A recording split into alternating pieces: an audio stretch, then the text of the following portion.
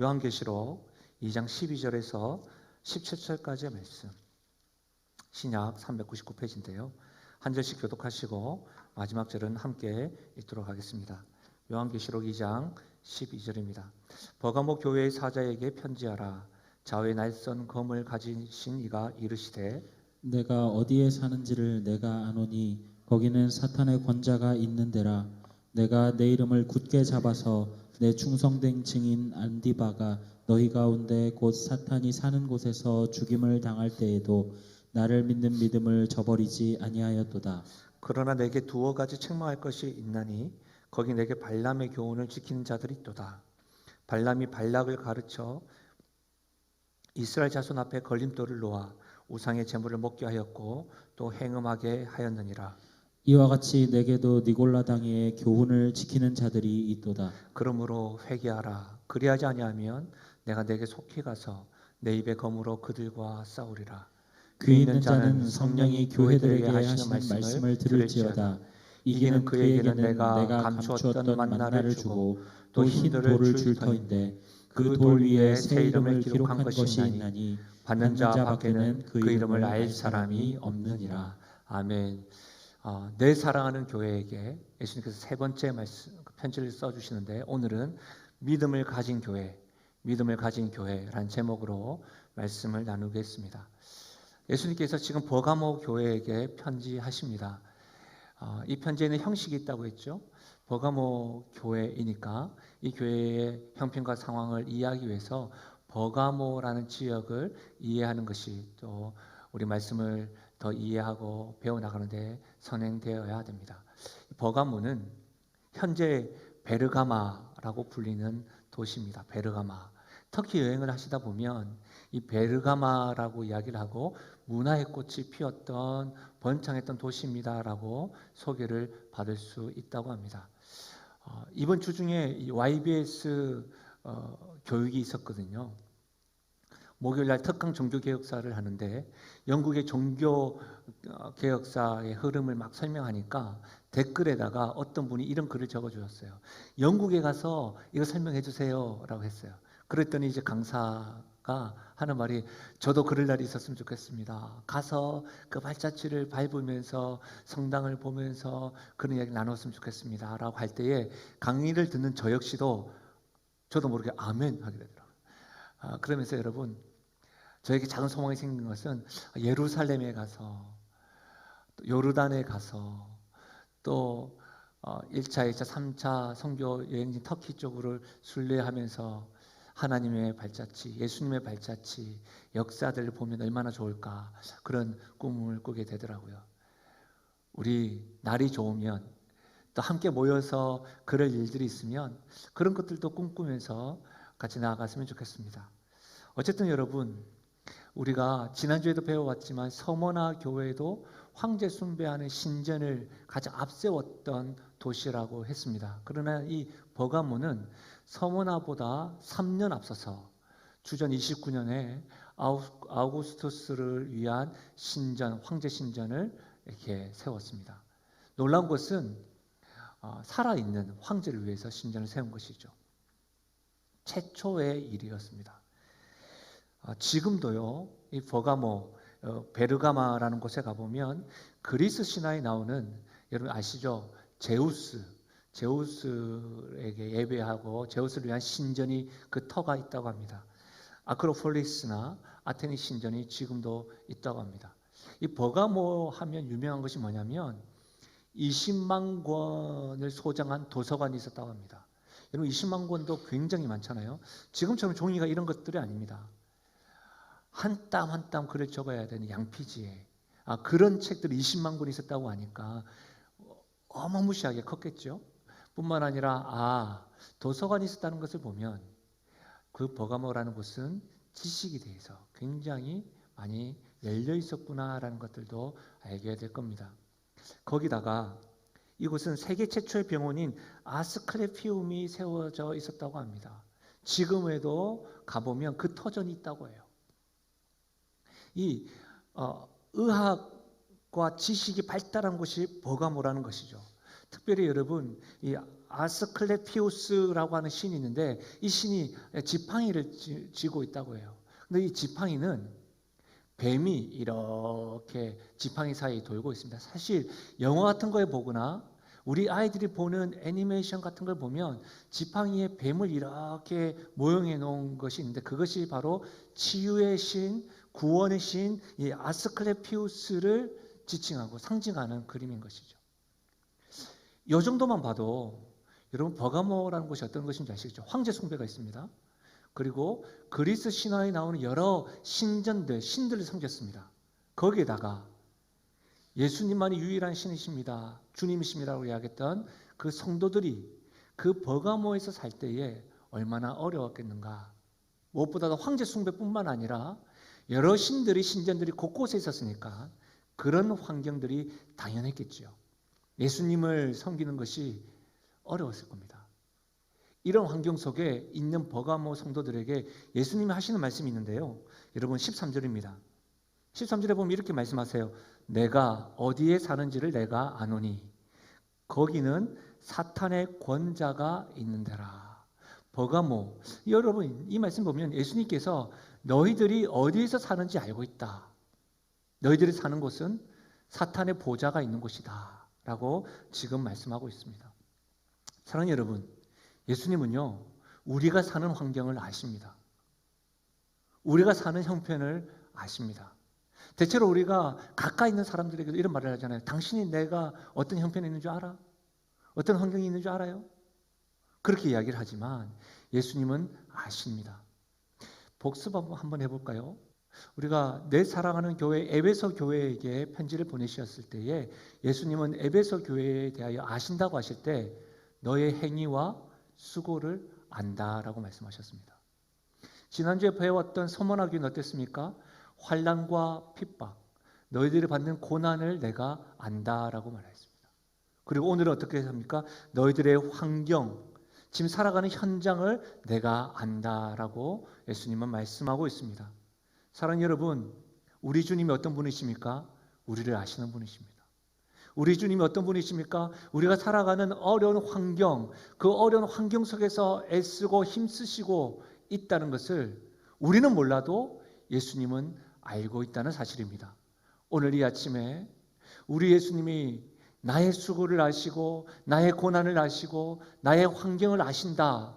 그 아신다고 말씀하시는 그 음성이 여러분에게 기쁨이 되고 소망이 되고 위로가 되시기를 주의 이름으로 축원드립니다. 사실 여러분 사람들은 환경의 영향을 많이 받죠. 그렇죠. 우리가 잘 아는 말 가운데 맹모 삼천지교라는 말이 있습니다. 이것은 맹자의 어머니가 그의 아들을 위하여 3번 이사 갔다라고 하는 말에서 비롯된 말이지요. 알다시피 맹자의 어머니가 처음 이사 갔던 곳은 무덤이 있는 곳. 그곳에 아이가 늘 장사 지내는 것을 보다 보니까 놀고 행하는 행동이 늘 장사 지내는 행동을 하였습니다. 그래서 이사를 갔죠. 두 번째 이사 갔던 곳은 시장터였습니다. 장사 지내는 모습, 장사하는 모습을 많이 보다 보니까 아이가 어떻게 해요? 장사하는 모습을. 그래서 3번째 이사 간 곳이 서당 옆으로 이사 갔다고 하는 것이죠. 그때야 맹자가 공부하게 되었다. 우리는 이런 이야기를 맹모삼천지교라고 하죠. 위키아 사전에 보면 이 맹모삼천지교를 이렇게 설명을 합니다. 맹모삼천지교를 부모는 자식의 교육을 위해 온갖 힘을 써야 한다는 속뜻이 있다라고 설명합니다. 그렇죠. 부모들은 자녀들을 위하여 이렇게 애쓰고 힘써야 되겠죠. 그러나 여러분 이곳에서도 우리 한 가지 알 수 있는 건 뭐예요? 사람이 환경의 영향을 많이 받는다. 이것을 우리가 알 수 있지 않겠습니까? 여러분 코로나19로 우리는 많은 환경의 변화를 경험하고 있습니다. 우리의 신앙과 믿음과 심지어 우리 예배까지도 많은 변화를 지금 경험하고 있습니다. 기억나십니까? 처음 우리가 온라인 예배를 드리기로 했을 때에 저는 그때가 기억이 나요. 제가 그때 설교했던 설교 제목이 하나님은 잊지 않으신다. 지금 현장에서 이렇게 앉아 계신데요. 그때는 아무도 안 계셨어요. 그리고 이 상황을 저도 이해가 안 되는 것이죠.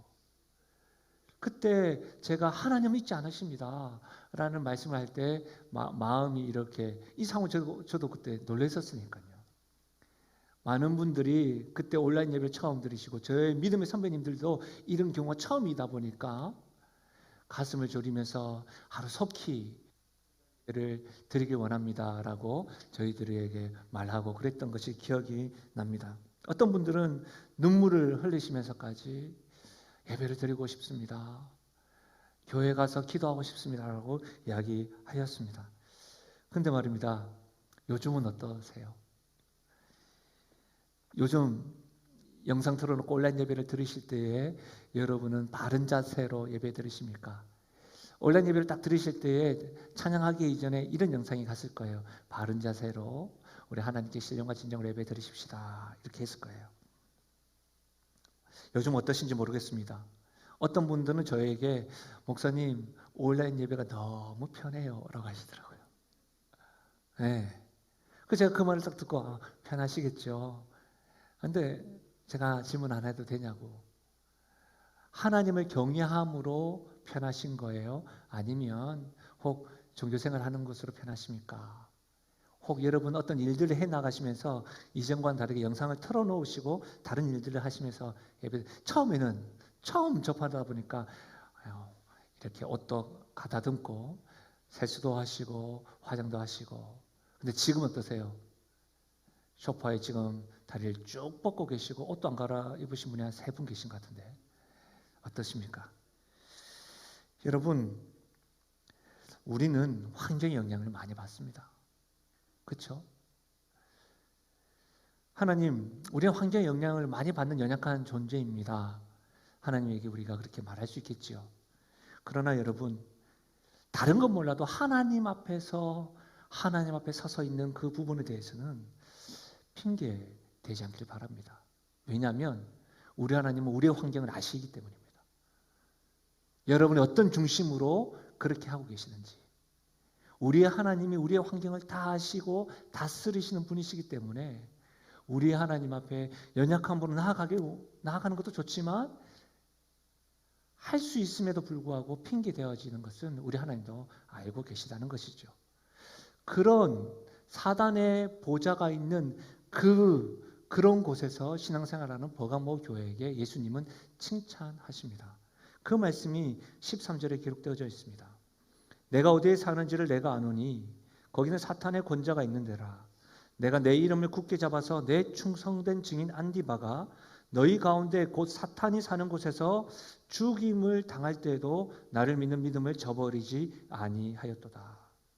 사탄의 권자가 있는 곳에 살면서도 죽음을 불사한 순교하는 그 신앙의 모습을 예수님은 칭찬하고 있습니다. 사탄이 사는 곳에서 죽음을 당할 때에도 너는 나에 대한 믿음을 저버리지 않았다. 죽음을 두려워하지 않는 믿음의 소유자 안디바를 지금 칭찬하고 있는 거예요. 이 안디바는 서머나 교회의 폴리갑과 같이 버가모 교회의 감독으로 알려져 있습니다.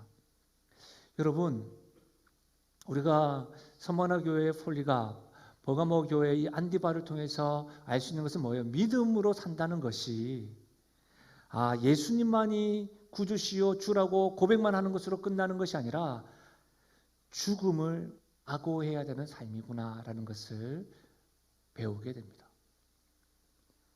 예수님은 그와 같이 죽음을 각오하며 살았던 그 안디바와 폴리갑 그 믿음의 사람들에게 칭찬하시는데 내 충성된 증인으로 부르시면서 칭찬합니다. 이 내 충성된 증인이라는 것이 그냥 축복한다라는 정도가 아닙니다. 우리가 요한계시록 서론에서 배웠던 것처럼 5절 말씀을 보실까요? 1장 5절에 보면 이런 말씀이 있어요. 또 충성된 증인으로 죽은 자들 가운데서 먼저 나시고 땅의 임금들의 머리가 되신 예수 그리스도로 말미암아. 무슨 말이에요? 충성된 증인은 예수 그리스도를 칭하는 말입니다. 예수 그리스도의 또 다른 칭호가 충성된 증인이었습니다. 다시 말하면 예수님은 안디바를 칭찬하는데 자신의 모습으로 칭찬하고 있는 거예요. 안디바를 볼 때에 예수님은 너 정말 나를 닮았구나. 나와 같구나. 이런 칭찬을 했다는 거예요. 여러분 이런 칭찬받으면 얼마나 좋을까요?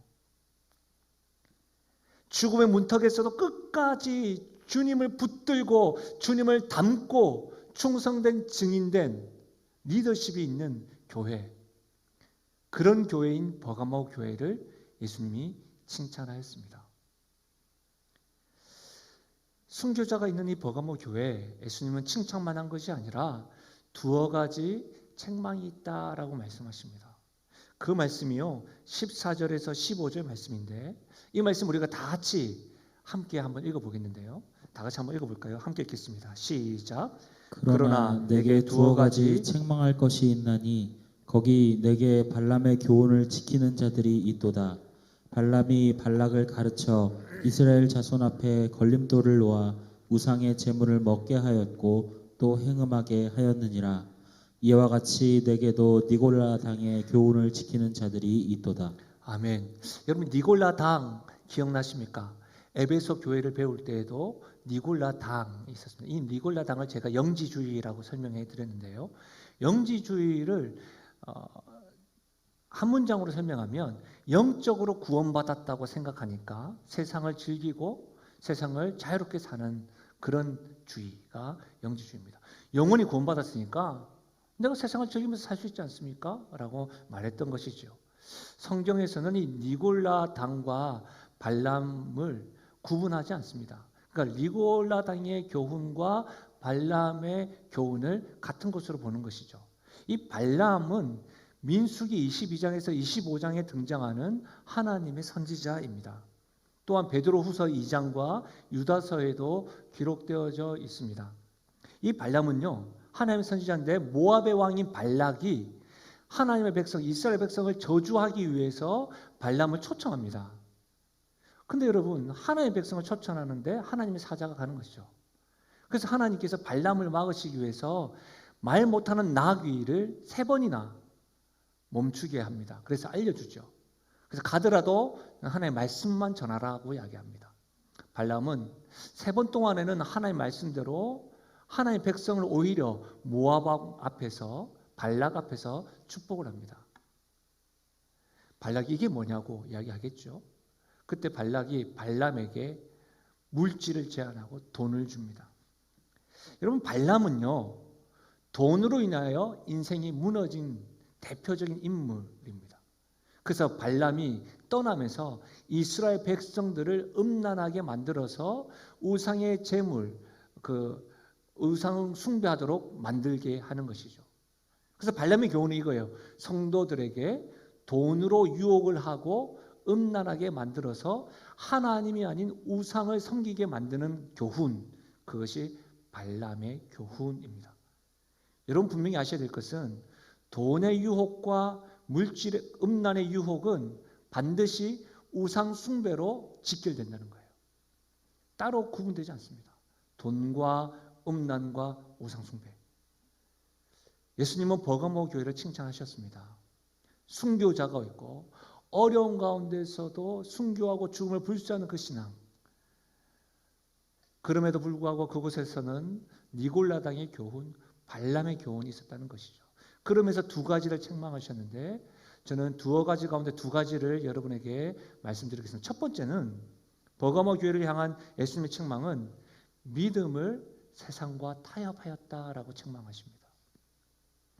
여러분, 버가모라는 곳은 황제 숭배가 있었고 그리스 신화와 같은 여러 신전들이 있었다고 했습니다. 그곳에서 우상 숭배와 같은 선명한 명분에서는 버가모 교회가 어떻게 했죠?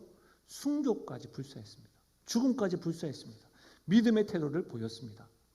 너무나도 선명한 명분에서는 말입니다. 그러나 일상생활에서는 무너지는 모습을 보입니다. 먹고 사는 문제에서 믿음보다 그들은 돈을 선택하였습니다. 성도로서의 거룩한 삶을 살기보다는 세상을 즐기며 음란하고 세상을 짝하는 것을 선택하였습니다. 많은 신전들이 보였습니다. 예수님을 구주로 믿습니다. 함께 다른 신들도 황제도 신뢰하며 나아갔습니다. 여러분, 버가모 교회는 외부의 환난과 핍박에는 승리하였습니다. 그러나 죽음까지 불사했던 그들은 살아가기 위해서는 어쩔 수 없었어요. 이렇게 말했습니다. 보이지 않는 예수님, 십자가에서 죽으셨다가 부활하셨고 승천하시고 다시 오신다고 하셨던 그 예수님의 약속보다는 당장 먹고 사는 것이 급하다고 이야기했습니다. 심지어는 이렇게 말하기도 했습니다. 내일 죽을지도 모르는데 내가 재림하실 예수님을 기다립니까? 그러다가 오늘을 즐기지 못하고 죽으면 저는 누구에게 말해야 됩니까? 이렇게 말하는 것이 니골라당의 교훈과 발람의 교훈을 지켰던 그들이었습니다. 여러분 어떠세요? 그럴 수 있다고 생각되어지십니까? 먹고 사는 게 힘드니까요. 그러나 예수님은 이것을 너희들은 믿음을 세상과 타협하였노라고 책망하고 있다는 사실입니다. 여러분 히브리서 2장 1절에 보면 이런 말씀이 있습니다. 그러므로 우리는 들은 것에 더욱 유념함으로 우리가 흘러 떠내려 가지 않도록 함이 마땅하니라. 이 말씀이 무슨 말이에요? 현대인의 성경에 보면 좀 더 피부에 와닿으실 거예요. 그러므로 우리는 들은 말씀에서 벗어나지 않도록 그것을 마음에 깊이 간직해야 합니다. 하나님의 말씀을 들은 우리들은 그 말씀에서 벗어나지 않도록 우리의 믿음을 세상과 타협하지 아니하고 그 말씀을 붙잡고 살아야 됩니다라고 권하고 있다는 사실이에요. 사랑하는 여러분, 예수 그리스도를 믿지 않으면 둘째 사망의 해 피할 수 없습니다. 오직 예수 그리스도만이 길이요 진리요 생명이고 우리에게 참 평안을 주시는 분임을 여러분 확신할 수 있기를 바랍니다. 여러분 그거 아십니까? 교회에서 정말 위험한 것은요, 예수님을 아는 진리와 세상의 가치를 적당히 혼합하는 거예요. 적당하게 섞어버리는 거예요. 적당하게 타협하며 사는 성도의 삶이 교회 내에서 가장 정말 위험한 모습이라는 사실입니다. 여러분 반드시 기억하셔야 됩니다. 타협은 결코 순간적으로 일어나지 않습니다. 심지어 타협은요, 큰 것부터 제한하지 않습니다. 어떻게 해요? 작은 것의 타협, 작은 것들을 타협하면서 그것들이 쌓아져 올라와서 우리 믿음 전체를 흔들어뜨리고 무너뜨린다는 사실이에요. 그래서 어떻게 해요? 타락의 길로 서게 만든다는 것입니다. 여러분 이 사실을 명심하고 또 명심하셔야 됩니다. 사랑하는 여러분, 오늘 예수님께서 책망하시는 이 말씀이 예수님과의 관계에서 여러분에게는 어떻게 다가오십니까? 들려지십니까? 참으로 안타까운 것은 믿음의 가정에서 자녀들이 부모보다 더 믿음이 견고하고 더 하나님을 기쁘시게 하는 모습을 보기가 어렵다는 것이 한국교회의 현실입니다. 조금 신앙이 있다고 하는 이들은 늘 이렇게 이야기하죠. 우리 조부모님들의 또 부모님들의 기도와 믿음으로 내가 이렇게 덕을 보고 있다. 이렇게 말은 하지만 자녀들이 부모보다 더 예수님을 잘 믿는 모습을 보기가 어려워요.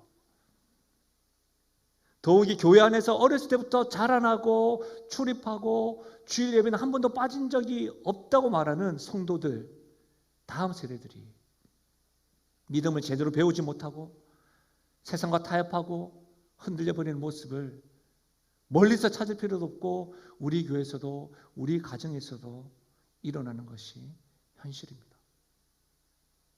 사랑하는 여러분, 지금 버가모 교회에게 책망하시고 말씀하시는 주님의 말씀은 저 멀리 있는 이야기가 아니라 우리 한국교회와 우리 교회와 우리 가정에게 들려주시는 책망입니다. 두 번째로 예수님께서 버가모 교회를 향한 책망은 신앙 공동체 안에 잘못된 모습을 방관하였다라고 말씀하십니다. 여러분 14절과 15절에 예수님 책망의 말씀이 있다고 하는데요. 다시 한 번 더 말씀을 보시면 주위에서 보시면 14절에 이런 말씀이 있어요. 거기 내게 발람의 교훈을 지키는 자들이 있도다. 15절에요. 내게도 니골라 당의 교훈을 지키는 자들이 있도다. 보세요. 거기 내게도 지키는 자들이 있었다라는 말이에요. 무슨 말입니까? 교회 내에 신앙 공동체 안에서 이런 사람들이 있었다는 말씀이죠. 사실 여러분 우리 주변에 믿음과 세상을 타협하면서 믿음의 뿌리가 흔들리고 적당히 종교인으로 살아가는 사람들이 있음을 우리는 잘 압니다. 보고도 있지요. 발람의 교훈과 니골라당의 교훈에 빠져서 넘어지는 분들도 우리는 자주 봅니다. 사실 여러분, 제가 이렇게 말씀을 전할 때 특별히 힘든 게 있어요. 힘든 게 뭐냐면, 여러분 코로나19 때문에도 힘겹고 한 주간 일상생활 속에서 굉장히 힘겹게 사시다가 힘을 다해 교회에 오셨다고요. 근데 여러분, 제가 책망의 말씀을 해야 될 때가 힘든 거예요. 워낙에 힘겨우신데 소망과 위로와 격려의 말씀을 드려야 되는데 성경에 책망의 말씀이 있으니까 힘겨운 거예요. 심지어 여러분, 저 또한이 예수님의 책망에서 예외가 아니기 때문에 나도 못하는데 내가 어떻게 말씀을 전해야 돼? 이런 힘겨움이 있는 거예요. 그래서 제가 한두 번 말씀드렸죠. 말씀 전하는 이 강단이 단두대 같다라고 하는 그 무거움이 느껴지는 게 이와 같은 거예요. 사랑하는 여러분, 혹시라도요, 저와 같이 우리 가족이 쉽게 믿음을 세상과 타협하고 있는데 믿음의 동력자들이 돈과 음란과 우상 숭배의 잘못된 가르침에 흔들리면서 서서히 믿음이 쓰러져 가고 있는데 그런 모습을 보고 있음에도 불구하고 상대방에게 상처 주기 싫어서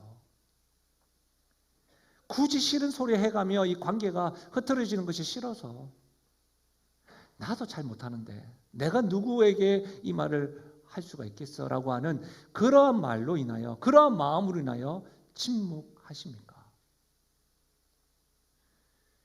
여러분, 창세기 3장을 한번 보십시오. 여자가 그 나무를 본즉 믿음직도 하고 보암직도 하고 지혜롭게 할 만큼 탐스럽기도 한 나무인지라 여자가 그 열매를 따먹고 자기와 함께 있는 남편에게도 주매 그도 먹은지라. 죄의 시작점이죠. 놀랍게도 창세기 2장 16절과 17절에 보면 하나님께서 아담에게 이런 말씀을 하십니다. 선악을 알게 하는 나무를 너희가 먹으면 너는 반드시 죽으리라. 이 말씀을 아담이 직접적으로 들었다고요. 근데 말씀 보십시오. 그의 아내가 하와가 선악과를 따먹는 모습을 직접적으로 들었던 아담은 방관하고 있습니다. 아니요, 동조까지 하고 있습니다. 이로 인한 죄의 결과 영원한 사망의 문이 우리에게 열렸죠. 여러분, 죄의 시작뿐만 아닙니다. 초대교회 시작에서도 이런 일들이 있었습니다. 사도행전 5장 1절과 2절인데요. 아나니아라는 사람이 그의 아내 삽비라와 더불어 소유를 팔아 그 값에서 얼마를 감춤해 그 아내도 알더라. 얼마만 가져다가 사도들의 발 앞에 두니. 말씀으로 흥황하여지고 초대교회가 붕해질 때 아나니아와 삽비라 부부가 하나님 앞에 헌물을 했어요. 얼마나 귀한 일이에요. 그런데 그 헌물의 결과는 죽음이었습니다. 왜냐하면 하나님을 속였기 때문이에요. 얼마를 감춤해 그 아내도 알더라. 그 아내도 알더라. 만약 두 사람 중 한 사람이 방관하지 않았다면 어떻게 되었을까요? 한 사람이라도 돌이켜서 우리 그냥 솔직하게 다 팔아서 일부만 드리는 겁니다. 이렇게 이야기했다고 한다면 어땠을까요? 분명히 결과는 달랐음이 분명합니다. 지금 지구촌 교회 원로 목사님이신 이동원 목사님의 책을 보니까 제가 멈춰 쓰게 된 이야기가 하나 기록되어져 있더라고요. 한번 들어보십시오. 1830년대에 어느 날 독일 트리어에 살던 유대인 소년이 법률가인 아버지에게 물었습니다. 아버지, 우리는 유대인인데 왜 유대인 회당에 안 가고 교회에 나가요? 그러자 아버지가 답했습니다. 아들아, 우리가 다른 사람에게 따돌림을 당하지 않고 이 땅에서 잘 살아가기 위해서는 그렇게 할 수밖에 없단다. 아버지의 대답은 신앙과는 전혀 상관이 없었습니다. 본래 이 소년의 할아버지는 유대인의 랍비였습니다. 그의 큰 아버지도 역시 할아버지의 뒤를 이어 랍비였습니다. 그러나 현실 감각이 밝았던 이 소년의 아버지는 유대인들에 대한 사회적 불이익을 피하기 위해 그리스도인이 되었던 것입니다. 그러나 진정한 회심의 경험이 없었던 그는 자기 아들에게 아무런 신앙적인 영향을 끼칠 수 없었습니다. 소년이 6살 되던 해에 유아 세례를 받게 했지만 그것이 이 소년을 믿음의 아들로 자라나게 하지 못했습니다. 이렇게 자라던 이 소년은 대학에 들어가면서 교회를 완전히 떠났습니다. 그리고 그의 나이 30살이 되던 1847년 그는 앵겔스라는 사람과 함께 영국 런던에서 유명한 공산당 선언을 하게 됩니다. 그의 이름은 칼 마르크스입니다. 여러분, 결과적인 가정인데요. 만약에 이 소년 칼 마르크스가 믿음의 사람으로 자랄 수 있었다면 세상이 얼마나 달라졌을까요?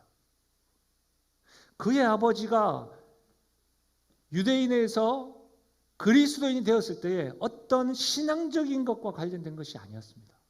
심지어 교회 안에서 유아 세례도 받게 했어요. 아무 영향이 없었습니다. 회심을 경험하지 못했던 아버지가 그 자녀에게 아무 영향도 못 미쳤다는 거예요. 만약에 말입니다. 결과적인 가정이지만 그리스도인이었던 그의 아버지가 참된 모습으로, 신앙의 모습으로 그의 아들에게 영향을 미쳤다면 어땠을까요? 유아 세례를 받았던 그 공동체, 신앙 공동체에서 그 아이가 제대로 믿음의 지도를 받았다고 한다면 어땠을까요? 여러분, 한 번쯤 전도를 해보셨거나 진지하게 신앙에 대해서 주변 이웃들과 한번 대화를 나누셨다고 한다면 이런 경험은 다 경험했을 겁니다. 어떤 경험요? 이렇게 말하죠. 나도 교회 다녀왔어요. 나도 이전에는 교회에 열심히 일했었어요. 저 알아요. 그런데요, 제가 다녀보니까 교회 다니는 사람이 교회 다니지 않은 사람보다 더 악하더라고요. 이름을 한 번씩 다 들어보셨죠? 그래서 저는 신앙생활이라는 걸 교회 떠났어요. 끊었어요. 이런 말을 하게 됩니다. 남의 이야기가 아닙니다. 사랑하는 여러분, 버가모 교회는요, 외부의 핍박 앞에서는 순교하며 믿음을 지켰습니다. 그러나 신앙과 삶의 분리, 아주 작은 것에서부터 믿음을 세상과 타협하기 시작하다 보니까 잘못된 믿음의 길을 걸어가고 있는 모습입니다. 신앙 공동체 안에서 잘못된 모습임에도 불구하고 방관한 모습이 반복되다 보니까 지금 예수님께서는 그것을 지적하고 책망하고 있다는 사실입니다. 여러분, 이 아침 책망하시니까 마음이 많이 속상하시죠? 그러나 우리를 사랑하신 하나님 아버지가 우리를 왜 책망하실까요? 왜 교훈하실까요? 왜 성경 교훈과 책망이 늘 있을까요? 우리를 유익하게 하기 위함입니다. 우리를 사랑하시기 때문에 우리를 책망하시고 돌이키기를 바라시는 거겠죠. 그러면 이렇게 두어 가지 책망하시는 예수님의 본심은 뭘까요? 첫 번째로는 책망에 담긴 예수님의 마음은 회개하는 믿음을 가지라는 거예요. 회개하는 믿음을. 회개하라는 거예요. 책망하시고 난 다음에 16절 이렇게 시작합니다. 그러므로 회개하라. 그리하지 아니하면 내가 내게 검으로 그들과 싸우리라. 사랑하는 여러분, 세상과 타협하는 것을 그 죄를 회개해야 됩니다. 구원받은 자로서 구분되지 않는 거룩한 삶을 사지 못한 것에 대하여 주님 앞에 회개하고 돌이키셔야 됩니다. 여기에 말씀해 보면 너가 회개하지 않으면 내가 속히 내게 가서 내 입의 검으로 그들과 싸우리라. 입의 검은 하나님의 말씀입니다. 싸운다고 하시는 말씀은 하나님의 심판을 의미합니다. 심판의 신속성을 의미합니다. 여러분, 예수님은요, 말씀으로 우리와 싸우십니다. 예수님은 말씀으로 우리를 심판하십니다. 예수님은 버가모 교회 전체에게 싸우지 않습니다. 교회 내에 세상과 타협하고 있는 성도들과 싸우십니다. 예수님은 신앙 공동체 내에 믿음을 세상과 타협하고 방관하는 이들과 싸우십니다. 그들을 방관하지 않습니다. 타협하지 않습니다. 속히 행하십니다. 어떻게 해요? 이사야 1장 18절에도 이런 말씀이 있어요. 여호와께서 말씀하시되 오라 우리가 서로 변론하자. 너희의 죄가 주홍 같을지라도 눈과 같이 희어질 것이요 진홍같이 붉을지라도 양털같이 희게 되리라. 너희가 죄가 있다 할지라도 주께서 지금 변론을 하자는 거예요. 말씀으로 우리와 싸우시는 거예요. 히브리서 4장 12절에 하나님의 말씀은 살아있고 활력이 있어 자의 날선 어떤 검보다도 예리하여 우리의 혼과 영과 관절과 골수를 쪼개기까지 하며 우리의 마음과 생각의 뜻을 판단하신다고 했어요. 사랑하는 여러분, 지금도 그러합니다. 예배드리고 있는 우리, 하나님의 말씀은 우리의 굳어있는 심령을 쪼개십니다. 예배드리고 있으나 하나님께서는요, 우리의 환경만 아시는 것이 아니라 우리의 중심을 아십니다. 포장되어져 있고 감추고 있는 우리의 실체를 말씀으로 드러내십니다. 거짓된 생각과 죄된 습관을 자유의 낯선 검으로 지금 우리와 싸우고 있다는 거예요. 수술하고 있다는 거예요. 우리 안에 잘못된 가르침과 전통들을, 잘못된 오류들을 우리 주님께서는 물리치고 있다는 사실입니다. 회개하지 아니하면, 말씀이 들렸음에도 불구하고 우리 주님께서는 책망하시고 그 마음으로 돌이키기 원하는 마음으로 싸우고 있을 때 회개하지 않으면 어떻게 될까요? 망하는 거죠. 죽는 것이죠. 그것이 심판입니다. 시편 7편 12절에 사람이 회개하지 아니하면 그가 그의 길을 가시며 그의 화를 이미 당기어 예비하셨도다. 회개하지 아니하면 죽음이라는 거예요. 심판입니다. 그러나 여러분, 우리가 주의 말씀이 들려지고 주께서 말씀으로 우리와 싸우실 때에 우리가 회개하면 어떻게 됩니까? 그는 미쁘시고 의로우사 우리 죄를 사하실 뿐만 아니라 모든 불의에서 우리를 건지실 줄 믿습니다. 달라스 윌라드라는 분의 마음의 생각이라는 책에 보면 천국과 지옥에 대한 서술 내용이 있습니다. 한번 보십시오. 지옥은 아차 하는 간발의 실수로 가는 곳이 아니다. 인간은 턱글 하나 차이로 천국을 놓치는 것이 아니라 하나님을 외면하고 피하려는 지속적인 노력의 결과로 놓치는 것이다. 바깥 어두운 곳의 심판의 초소는 결과적으로 원하는 자가 가는 곳이다. 삶의 방향 전체가 천천히 그러나 확고부동하게 하나님과 어긋나는 쪽으로 굳어진 자가 가는 곳이 지옥이다. 아차해서 가는 것이 아니라는 거예요. 우리 주님은 지금도 말씀으로 우리를 권면하시고 싸우시고 돌이키시는데 그 말씀을 아차가 아니라 계속해서 지속적으로 귀를 닫고 그 말씀대로 회개하고 돌이키는 것이 아니라 어떻게 해요? 다른 쪽으로 가다 보니까 둘째 사망의 해를 경험하게 되는 것이죠. 잘못된 길에서 방향을 돌이켜서 예수님께로 돌아가는 것이 영생의 길이요 천국의 길인 것이죠. 사랑하는 여러분, 우리가 연약하여서 세상과 타협할 수가 있습니다. 우리도 우리 자신의 모습을 보면서 방관할 때도 있고 침묵할 때도 있습니다. 그러나 그럴 때마다 우리 주님께서 우리와 싸우시고 말씀하실 때에 회개할 수 있는 은혜, 돌이키시는 믿음을 가질 수 있기를 주의 이름 간절히 축원드립니다. 두 번째로 책망에 담긴 예수님의 마음은 예수님을 붙잡는 믿음을 가지라는 거예요. 13절에 예수님께서 칭찬하셨잖아요.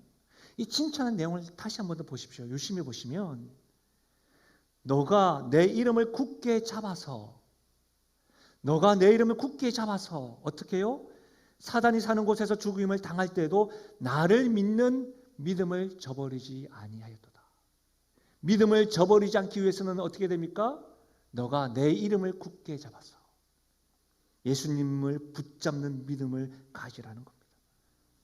세상 흔들리고 우리 주변이 온통 이단이 즐비하고 사이비가 가득한 세상 속에서 살아갈 때에도 우리는 어떻게 해요? 예수 그리스도의 이름을 붙잡아야 된다는 거예요. 우리가 주님을 굳게 붙잡을 때, 그분의 이름을 붙잡을 때 우리의 믿음을 지킬 수 있다는 사실입니다.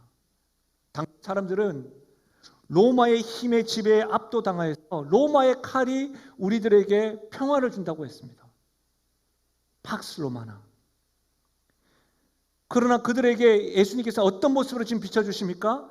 좌우의 날선 검을 가지신 분. 이 편지를 받아보았던 버가모 교회가 기억해야 될 게 뭡니까?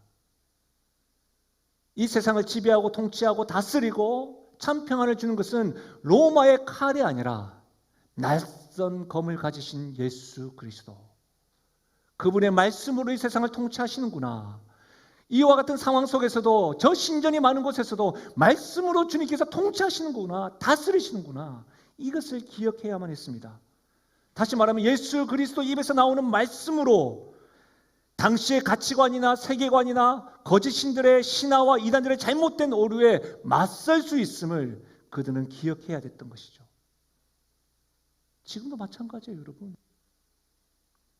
돈과 음란과 세상의 가치관, 세상의 칼이 우리에게 풍요함을 주고 평화를 준다고 생각하는 그 가운데 지금도 말씀으로 역사를 주관하시고 다스리시고 완성해 나가시는 그 주님, 그 주님에 대한 확신, 그 주님을 붙잡고 나아갈 때에 우리가 살아가는 이 세상 속에서도 믿음으로 칭찬받는 사람이 되고 믿음을 지켜나갈 수 있다는 사실입니다. 사랑하는 여러분, 교회가 예수님에 관하여 말을 하지만 예수님보다 때로는 교회의 역사를 더 자랑할 때가 있는 것 같습니다. 좋은 목회자와 심지어 순교자를 자랑할 수도 있겠지요. 버가모 교회 역시도 안디바를 자랑했을 겁니다. 재정 상태의 건강함을 또 내세울 수가 있지요. 현대적인 교회 시설과 프로그램을 홍보할 수 있습니다. 아마 저 같아도 그랬을 겁니다. 사랑하는 여러분, 그러나 교회를 이야기할 때, 여러분이 영신교회를 이야기할 때 무엇을 자랑하십니까? 무엇을 자랑하기를 원하십니까? 우리 함께 이 말씀을 같이 읽어봤으면 좋겠는데요. 사도행전 3장 6절입니다. 함께 읽겠습니다. 함께 읽습니다. 시작. 베드로가 이르되 은과 금은 내게 없거니와 내게 있는 이것을 내게 주노니 나사렛 예수 그리스도의 이름으로 일어나 걸으라 하고. 아멘. 여러분, 내게 있는 것으로, 은과 금은 내게 없거니와 내게 있는 것으로 내게 주노니 예수 그리스도의 이름으로 걸어라. 사랑하는 여러분, 우리 영신교회를 이야기할 때, 자랑할 때에 부요하지 않아도 예수님을 닮아가는 믿음의 세대를 소개하고 자랑할 수 있으면 좋겠습니다. 오직 예수 그리스도의 이름을 붙잡고 세상을 향하여 담대하게 믿음의 도전을 해나가는 다음 세대가 있음을 우리가 자랑하면 얼마나 좋을까요? 우리 교회가 예수님을 붙잡고 주님 하시는 말씀을 끝까지 붙잡고 살아가는 교회입니다. 이것이 우리 영신교회의 자랑이요, 우리 가정의 자랑이요, 교회된 우리 성도들의 자랑이기를 주의 이름으로 축원드립니다. 말씀을 마무리하겠습니다. 승리하는 자에게 예수님이 감추인 만나, 흰돌에 새겨진 이름을 말씀하십니다. 만나는 생명의 떡 대신 예수님을 가리킵니다. 흰돌 위에 새겨진 이름도 예수 그리스도를 가리킵니다. 당시에 흰돌은 많은 기능을 했대요. 그러나 그게 자유 경험하게 할 때에 흰돌을 줬대요. 근데 여러분, 재미난 것은 감추인 만나, 흰돌에 새겨진 이름을 받은 자만 알 것이다 라고 했습니다. 뭘까요? 혼탁한 이 세상, 하나님이 아닌 다른 우상들을 섬기는 사람들은 모르겠지요. 생명의 떡 대신 예수님 맛본 사람은 안다는 말입니다. 우리에게 구원을 주시고 자유를 주시는 예수 그리스도의 이름을 경험한 자들은 알 것이라는 겁니다. 영신교회는 이 예수님을 맛보고 예수 그리스도의 이름을 아는 교회이길 원합니다. 그래야 혼탁한 세상, 우상 숭배가 가득하고 돈과 음란의 가치관이 세워져 있는 그 세상을 살아가는 우리라 할지라도 믿음을 붙잡고 예수님을 붙잡고 나아가는 믿음을 가진 교회, 믿음을 자랑하는 교회, 그런 교회가 영신교회가 되고 우리 모든 성도가 되기를 주의 이름 간절히 축원드립니다. 말씀을 생각하시면서 우리가 기도하는 마음으로 이 찬양을 주님 앞에 올려드렸으면 좋겠는데요. 가사를 잘 생각하시면서 주 앞에 찬양하며 나아가십시다. 세상은 들리고 사람들은 변하여도 나는 주를 섬기리. 주님의 사랑은 영원히 변하지 않네. 주님의 사랑은 영원히 변하지 않네. 나는 주를 신뢰해. 믿음 흔들리고 사람들 주를 떠나도 믿음 흔들리고 사람들 주를 떠나도 나는 주를 섬기리. 주님은 영원히 새하지 않네. 주님의 나라는 영원히 새하지 않네. 나는 주를 신뢰해. 우리 고백하실까요? 오직 믿음으로, 오직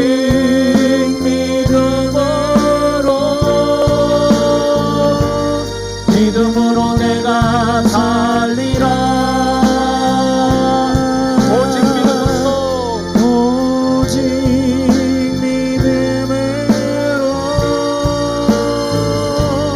믿음으로 내가 살리라.